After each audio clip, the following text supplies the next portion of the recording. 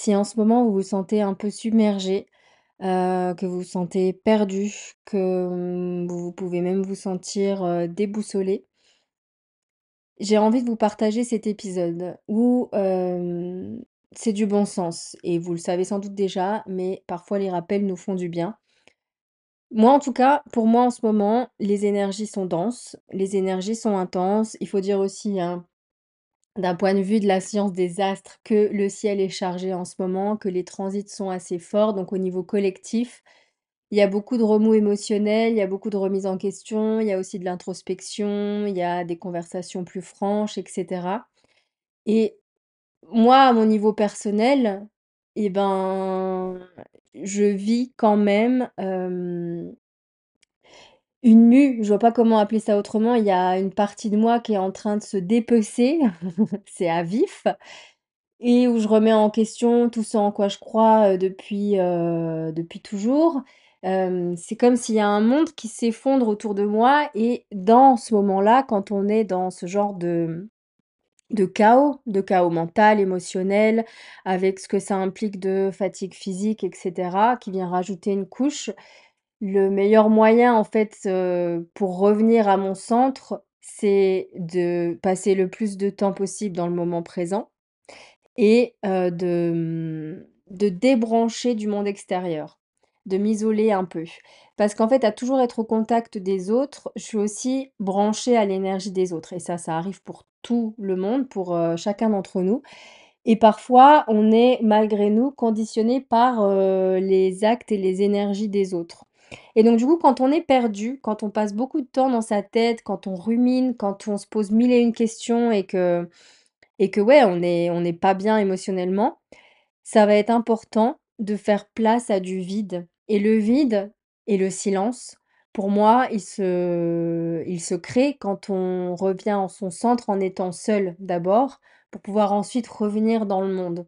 Mais il y a un moment donné où on peut pas être toujours au contact des autres et au contact de ce que ressentent, pensent, disent, font les autres. On a besoin de revenir avec soi, en tête-à-tête avec soi.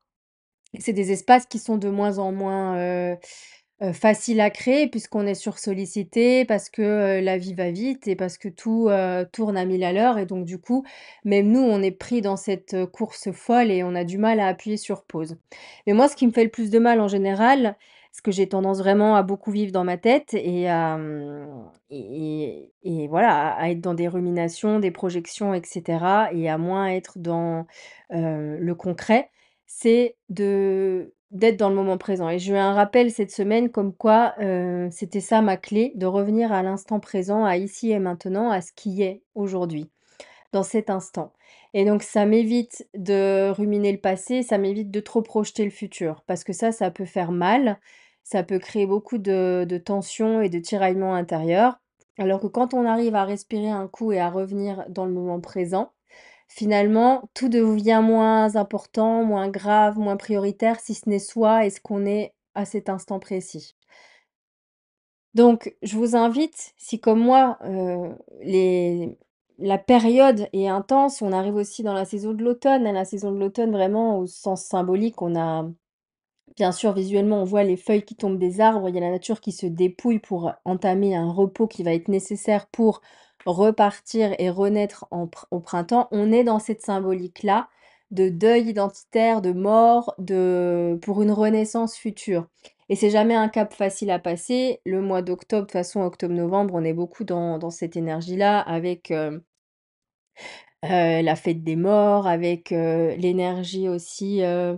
Donc de la balance qui nous invite à plus d'harmonie, plus d'équilibre et à venir voir ce qui est juste pour nous et rééquilibrer ce qui ne l'est pas, que ce soit des liens, des situations, des choix et cetera et après, cette énergie du Scorpion de phénix, l'archétype un peu du phénix qui renaît de ses cendres, mais qui a besoin, bah, pour renaître, de passer par une mort symbolique et identitaire, qui n'est pas facile parce que l'ego s'accroche. L'ego a envie de rester tel qu'il est et puis nous, il peut y avoir, c'est en tout cas moi ce qui m'arrive en ce moment, le masque tombe, la vie me tend un miroir que je dois regarder, qui est pas très agréable parce que du coup ça vient effriter tout ce, en quoi, je crois, ce que je revendique et cetera et c'est aussi ça, hein, l'humanité, c'est de se transformer, d'évoluer, parfois de changer d'avis, de faire preuve de plus d'humilité. Parce que moi, j'ai réalisé ces derniers jours que j'ai tendance à finalement beaucoup juger et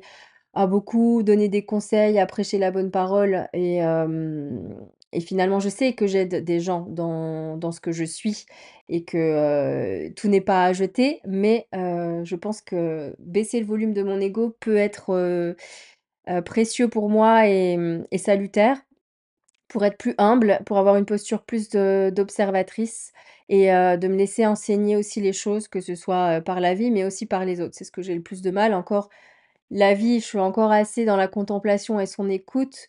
Les autres, j'ai du mal parce que je suis têtue, bornée, je pense les choses de façon, voilà, j'ai une pensée obstinée qui est difficilement influençable. J'ai du mal à ouvrir mon esprit parfois. Heureusement, les voyages, pour ceux qui me connaissent, parce que j'ai beaucoup voyagé, m'ont ouvert l'esprit, mais il y a encore quand même voilà, des réactions, automatiques où, non, c'est moi qui ai raison, tout ça. C'est l'ego qui s'accroche, qui veut prouver, qui cet ego qui nous est pas utile au final, parce qu'il y a une part de lui qui l'est et il y en a une autre qui ne l'est pas.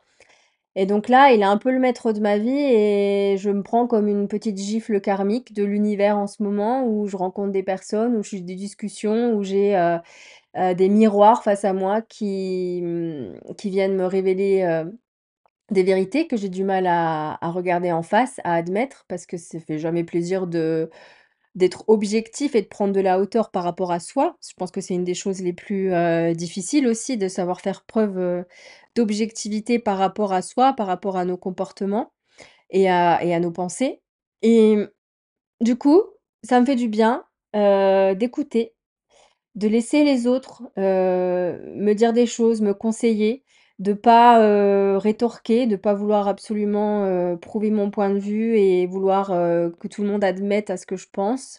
Ça me fait du bien d'être dans le moment présent, de passer du temps seule. Là aussi, j'ai beaucoup enfin, je marche en nature, ça me fait du bien, parce que mon esprit part dans tous les sens et que je suis de nature à penser beaucoup. Et que j'ai besoin de stimulation intellectuelle et à un moment donné, il faut savoir diriger le focus de cette suractivité mentale vers quelque chose de plus apaisant, de plus, ludique, pour pas toujours être dans le sérieux, pour pas être toujours dans, la suranalyse, l'hypercontrôle et j'en passe. Donc si en ce moment, vous avez tendance à vivre aussi beaucoup dans votre tête, à avoir une je sais que pour beaucoup, c'est difficile aussi la période, de l'automne parce que, il y a la baisse de la luminosité et tout ça. N'hésitez pas à profiter justement un max, de la lumière du jour si vous le pouvez, à profiter des belles couleurs de l'automne, pour pouvoir vous promener en forêt dès que vous avez un moment.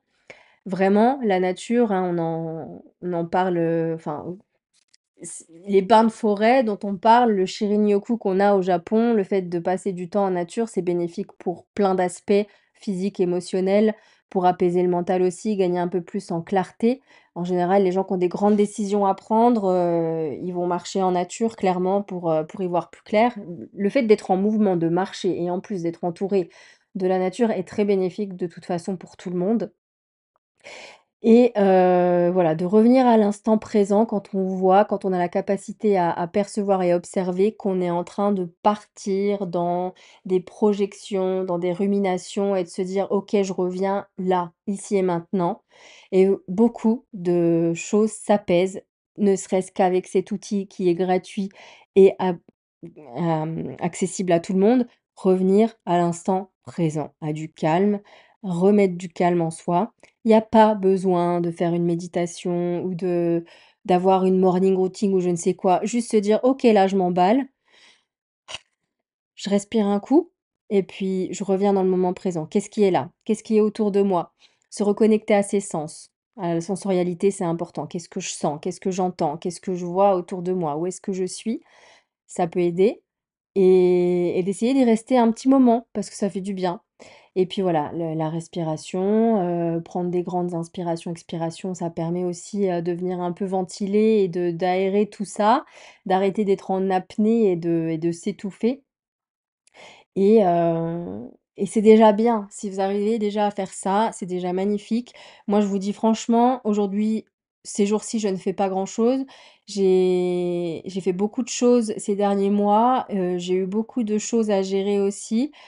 Et je me suis épuisée, je l'ai vu cette semaine, hein, j'étais, au bout du rouleau, vraiment au bout du rouleau, depuis le week-end dernier et je me suis dit: «Alors faut pas qu'on on va pas continuer comme ça». Donc déjà j'ai pu, parler, j'ai pu verbaliser à une amie et ça aussi c'est important d'avoir un espace où la personne est à l'écoute et où elle vous soutient, ne serait-ce qu'un câlin, des fois ça fait tellement de bien. Là, ça m'a fait du bien de lâcher prise, de baisser les armes, de laisser les autres nous porter un peu au lieu de tout le temps porter les choses soi, parce que j'ai eu aussi beaucoup de douleurs au dos, j'en ai depuis, des années, depuis l'adolescence et là, je me suis dit: «Mais j'en ai plein le dos, donc normal que j'ai mal au dos». Le corps somatise, le corps parle et du coup, de se laisser être un peu vulnérable juste pour vider son sac, pour moi, ça c'est dur, mais en fait, le corps parlait tellement, là, je j'avais envie de pleurer, j'arrivais pas à me retenir, je voulais faire, bonne figure, mon masque social et au bout d'un moment, c'était une amie de 20 ans, je me suis dit: «J'ai eu envie de craquer» et elle a été là, elle a été un soutien. Donc si vous avez aussi des personnes comme ça, un espace où vous pouvez vous déposer, franchement, c'est précieux de sortir tout ce qui se passe dans votre tête, même si c'est brouillon, même si ça sort n'importe comment, même si vous vous jugez, même, voilà, sortez comme ça vient, sans chercher à filtrer et d'avoir les oreilles en face qui vous écoutent pour ça, c'est magique. Et donc du coup, c'est ça, j'ai verbalisé. Je me suis dit: «OK, là, il faut que je remette les pieds dans mon axe et dans ma vie», parce que j'ai tendance aussi à beaucoup me sacrifier et à beaucoup être au contact des autres, de la vie des autres, de les soutenir, de les écouter aussi, mais je l'accepte très peu pour moi. Il y avait un déséquilibre entre, le donner et le recevoir comme beaucoup de fois dans ma vie et là, en fait, d'accepter, d'être juste moi, de ne rien faire. J'ai remarqué que c'était très dur pour moi de ne rien faire, d'être vraiment dans le repos, de ne pas prévoir des choses parce que en ce moment j'ai de l'énergie, mais en même temps je suis très fatiguée, ce qui est paradoxal. Du coup, j'ai toujours envie de faire des choses et là de me dire: «OK, non, je me pose, je ne m'impose rien aujourd'hui», bah, j'ai dû faire face à des sollicitations. Le jour où je me suis dit: «Je fais rien», j'ai 2 personnes qui m'ont écrit: «Ça te dit d'aller randonner? Ça te dit qu'on se voit tel jour?» et cetera. Et ça a été dur de dire non, ça a été dur de me prioriser, limite, j'avais envie d'éteindre mon téléphone pour ne pas avoir à choisir et à me choisir. Mais j'ai réussi à dire: «Écoutez, là, vraiment, je suis fatiguée, en fait, ma qualité de présence va être, vraiment pourrie. J'ai besoin de prendre du temps pour moi, de passer du temps seule» et je vois que ça me fait du bien, là, d'être, branchée à moi-même et seulement à moi-même parce que j'arrive à remettre au clair mes idées. Je suis plus influencée par, les énergies des autres, de ce que font les autres et c'était vraiment, nécessaire et essentiel. Donc voilà ce que j'avais envie de vous partager avec ce qui se passe en ce moment pour moi, parce que je sais que pour beaucoup, c'est une période, charnière. C'est normal si vous sentez que ça se dépouille, qu'il y a besoin de rentrer en soi, d'être dans une période d'introspection. C'est beaucoup, ben, c'est l'énergie de l'automne, hein, c'est ça. Il y a des choses qui ont besoin de lâcher, il y a des choses sur lesquelles il faut arrêter de s'accrocher et moi, c'est ce à quoi je fais face dans mon propre chemin et je pense que pour beaucoup aussi, ça résonnera, avec ce que vous vivez en ce moment. Donc, passez du temps avec vous-même, sortez en nature et puis, soyez le plus possible, dans le moment présent. Ce sera déjà énorme si vous arrivez à faire ça et et ce sera bénéfique, ça, j'en ai aucun doute. Voilà. Merci d'avoir écouté le podcast. Si vous l'aimez, n'hésitez pas à le partager, à, vous abonner sur votre plateforme d'écoute préférée. À mettre un petit avis sur Apple Podcast. C'est un contenu que je fais gratuitement et de bon cœur. Je sais avec les années et les retours que j'ai reçus qu'il est utile pour beaucoup d'entre vous et c'est utile pour moi aussi quand vous prenez, quelques minutes de votre temps pour venir, vous manifester et que je vois en fait, qu'il y a de l'écho derrière du répondant et que ça permette en fait au podcast de vivre et d'être visible et d'atteindre le plus de monde possible. Voilà. Je vous dis à la semaine prochaine pour un nouvel épisode et à très bientôt. Prenez soin de vous.